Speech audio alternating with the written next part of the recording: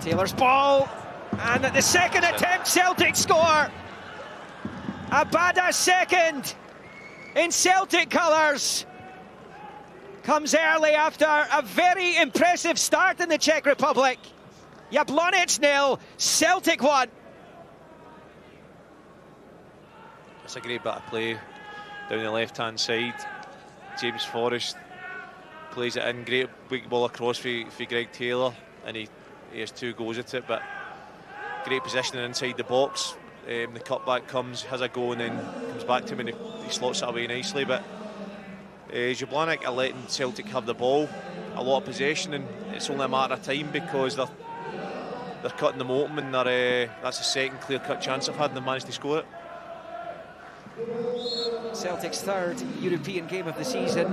They've taken the lead in all of them. Abada put them in front in the first leg against Midtjylland at Celtic Park. Can they hold on to it this time? Jablonec immediately on the counter, looking for a quick-fire equaliser, and again there was a second attempt for Tocqueville.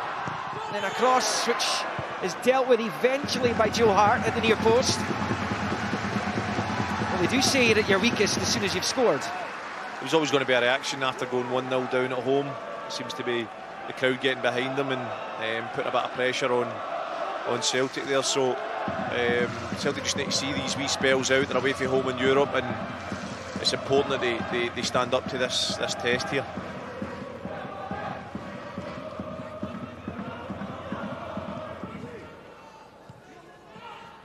Just a reminder, I'm sure you're across it now, that the away goals rule was abolished by UEFA this year, well, this summer. Came into existence in 1965. They've done away with it. And still a very valuable goal for Celtic and for Liel Abada.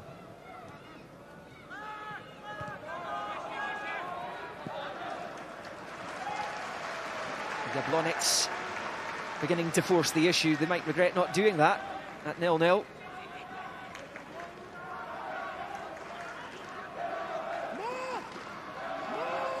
There's Michal Surgin over the throat, one of the new signings.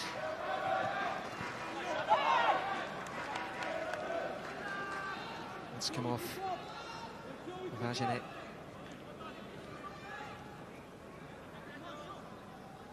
Here is Dolijal. Joe Hart. Well, it was a case of just keeping it out, and in that regard he did his job. Here's Abada, who goes again, and Turnbull and Forrest, and a couple of bites of that. McGregor. Well, Celtic are playing some really nice stuff out there. That's his thing, when Jablonec are playing and they go forward and they go a bit more expansive. Celtic have got the pace on the break with Abada and James Forrest, so it just showed there that they make themselves a bit vulnerable when they do commit bodies forward. Hanush, perhaps a little bit fortunate, didn't pop back to a Celtic shirt round about the penalty spot.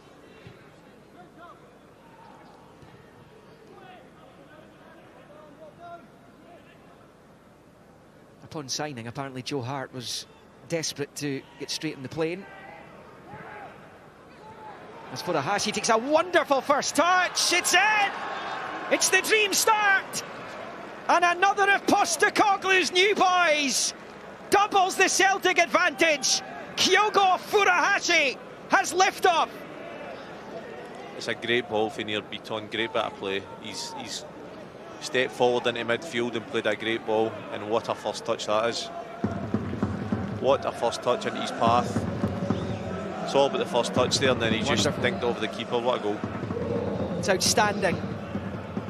And if that's what the Celtic supporters have got to get excited about this season, they will be delighted, because Kyogo Furuhashi has scored a magnificent goal. Trained every single day with Andres Iniesta recently. Furuhashi, his previous club, Kobe. And he has well and truly announced his arrival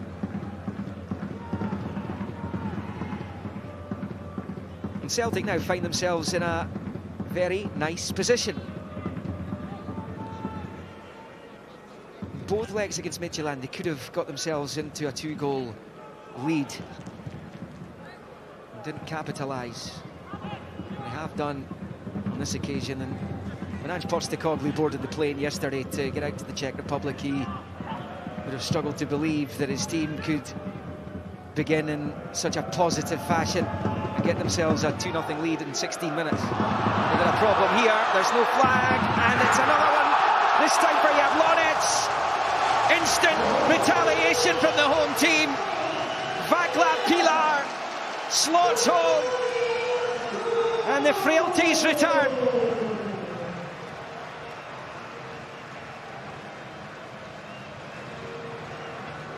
They'll be disappointed with that one. So soon after going 2-0 up, long ball over the top, and he's finished it. They'll be disappointed. You want to hold on to that 2-0 lead for as long as you can, and then go and extend it. So they're away from home. There was always going to be spells and things that are going to go against you. It's European tie away from home, so Celtic just need to pick themselves up and go again.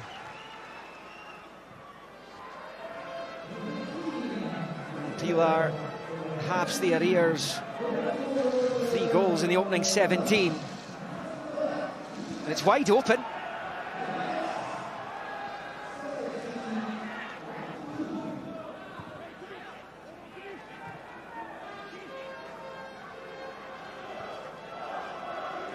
You feel sorry for any latecomers to this.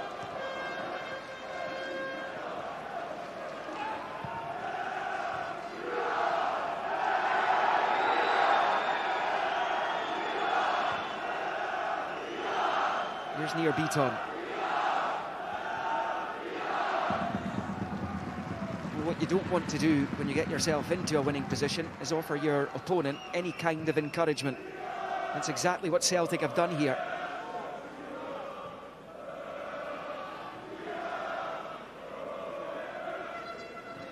No point dwelling on it though, Charlie. It's happened now. No, it's about getting back to what they've been doing for the first 15-20 minutes and putting them back into their half and moving the ball quickly to create space, to try and create more chances. They started well. It's one blip and a good performance so far, so just keep going forward. I think there's definitely more goals in this game for Celtic. They've created 3 right good chances already, and yeah, there seems to be goals and chances in the game for them. Abada. Here's Ralston.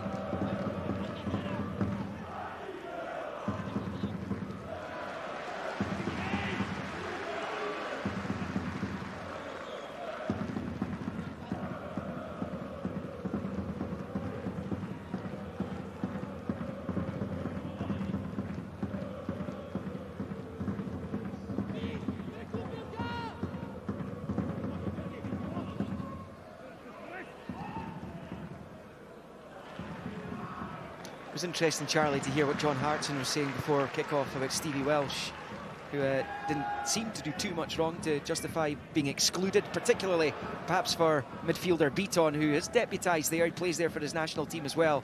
It does seem slightly harsh on Stevie Welsh. Stevie Welsh is going to be disappointed. He wants to be in the team, and especially when the team have had 2 back-to-back defeats. I think he can feel hard done by for not being in the starting lineup, but it's one of the things. He's obviously things going on behind the scenes. Nir Beaton must be training well in that position. He must be what the manager's looking for. He must be doing something right to get in the team, and he did step forward there for the goal and have an assist, which was very good play. But yeah, Stephen Welsh can feel hard done by. He wants to be in the team as much as anybody. So. But it's a long season. It's a long way to go in the season, and things will sort themselves out. I'm sure the manager will have his best 11 once the season gets up and running.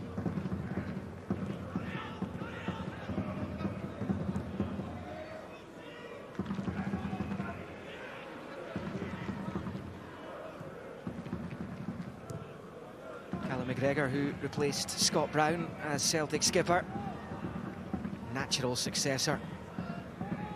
Deputised enough particularly in the last couple of seasons. If you haven't seen Callum McGregor's goal in Denmark last week, seek it out. It was magnificent. It was some strike, wasn't it? Outstanding. Scored Scotland's only goal at Euro 2020, of course, against the Croatians. He's a right good player, Callum. He's developed into a top leader as well, which I probably wouldn't have said when he first broke into the team as a young lad. He came back on loan for Notts County, and he started training with us, and you would never have said he was a kind of leader type, but he's developed brilliantly into a leader, and he's deservedly Celtic captain, and there was probably no better choice than him. It's important that a club at Celtic, you have leaders, you have more than one leader, and I think Joe Hart coming in as well will be another leader on the pitch, and can only benefit Celtic. Yeah, James Forrest. Eventually his effort was scuffed, blocked anyway.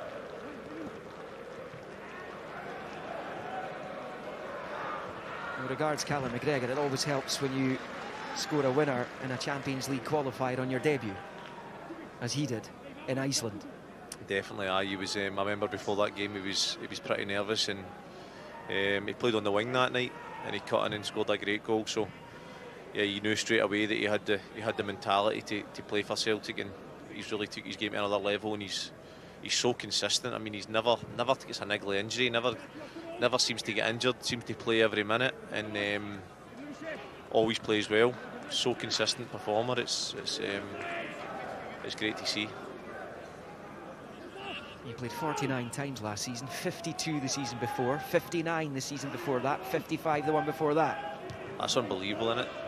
He's a machine. That is unheard of. I mean, there can't be a much better record in world football than that. A player's playing amount of minutes. So here he is. Oh, it's just passed. Oh, we nearly timed that talking about him right there, didn't we? Doesn't happen often. He's unlucky there.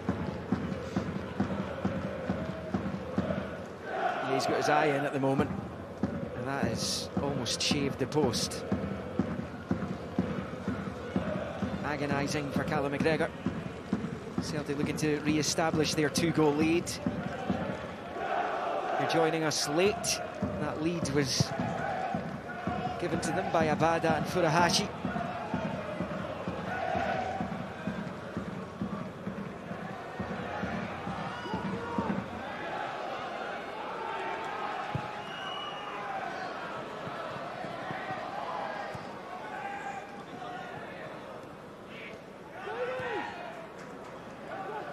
Calmly done by Turnbull.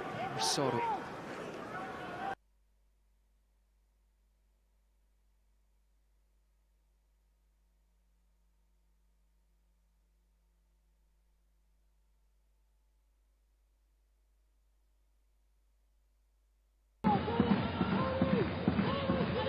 Nutno ovšem podotknout, že když se na to podíváme nestrannýma očima, tak za 27 minut jsme toho neviděli málo. Skvělý fotbal, bohužel musíme říct zatím, že velkou měrou k němu přispívá soupeř, i když branka Jablonce byla taky nádherná, ještě tam byl jeden závan, takže není to bez šance pro domácí.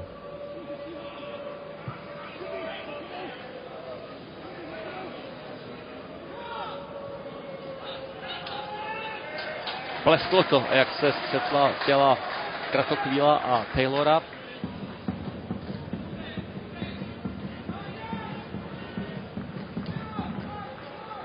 Znovu v akci Nir Biton, který má za sebou takřka 3letou vojenskou službu v izraelské armádě. Abada. Martinec stačil míč stáhnout před Furuhashim a dal šanci Pilařovi. Pilař je obestoupen bílými. Přesně tak, nemá moc kým hrát směrem dopředu. Pak je z toho vlastně ani nepřidávka, jako spíš odevzdaný míč. No Hart teď trošku zavařil Taylorovi, ale levý back dokáže kopnout i pravou. No ale vidět, že pokud se na Celtic správně přitlačí, tak taky nejsou bezchybní. Výborný Kovařanec. Pleštil, ne, tahle střela neměla přijít, protože Flešník chtěl jít daleko od nohy, bylo jasné, že ho trefí špičkou. Tady když už tak to chtělo zase spíš zaseknout a... To nebyl centr na zadní tyč, tam byli dva nabíhající hráče, tam byl Doležal a Považanec, tady mohl jít centr. Ale vzhledem k tomu, že měl míč opravdu daleko od nohou, tak asi ani ten centr by nepřinesl žádané ovoce.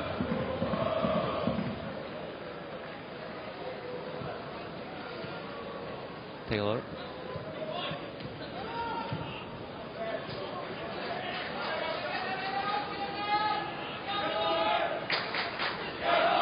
Průhašiv se rozběhl za Martincova záda a nakonec to